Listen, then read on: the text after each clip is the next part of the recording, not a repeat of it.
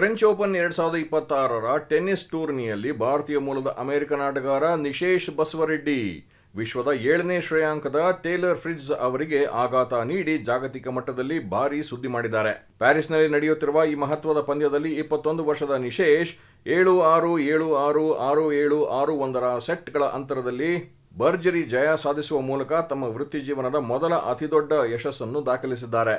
ನಿಶೇಶ್ ಬಸವರೆಡ್ಡಿ ಸದ್ಯ ಅಮೆರಿಕ ನಾಗರಿಕರಾಗಿದ್ದರೂ ಅವರ ಕೌಟುಂಬಿಕ ಬೇರುಗಳು ದಕ್ಷಿಣ ಭಾರತಕ್ಕೆ ಸೇರಿವೆ.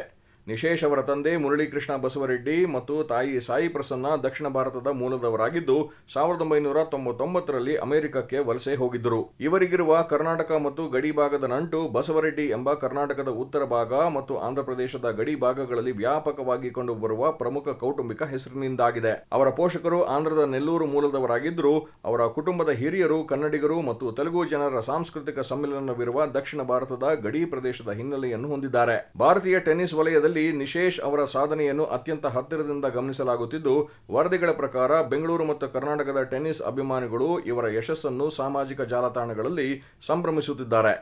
ನಿಶೇಶ್ USTA ವೈಲ್ಡ್ ಕಾರ್ಡ್ ಚಾಲೆಂಜ್ ಗೆಲ್ಲುವ ಮೂಲಕ ಫ್ರೆಂಚ್ ಓಪನ್ನ ಪ್ರಮುಖ ಸುತ್ತಿಗೆ ಅರ್ಹತೆ ಪಡೆದಿದ್ದು, ಇವರ ಸಾಧನೆಯ ವಿಶೇಷವಾದರೆ 2000ನೇ ಇಸ್ವಿಯ ನಂತರ ಫ್ರೆಂಚ್ ಓಪನ್ನಲ್ಲಿ ವಿಶ್ವದ ಟಾಪ್ 10 ಆಟಗಾರನೊಬ್ಬನನ್ನು ಸೋಲಿಸಿದ ಮೊದಲ ಅಮೆರಿಕನ್ ಎಂಬ ಹೆಗ್ಗಳಿಕೆಗೆ ಇವರು ಪಾತ್ರರಾಗಿರುವುದಲ್ಲದೆ ಇದೊಂದು ಐತಿಹಾಸಿಕ ದಾಖಲೆಯಾಗಿದೆ.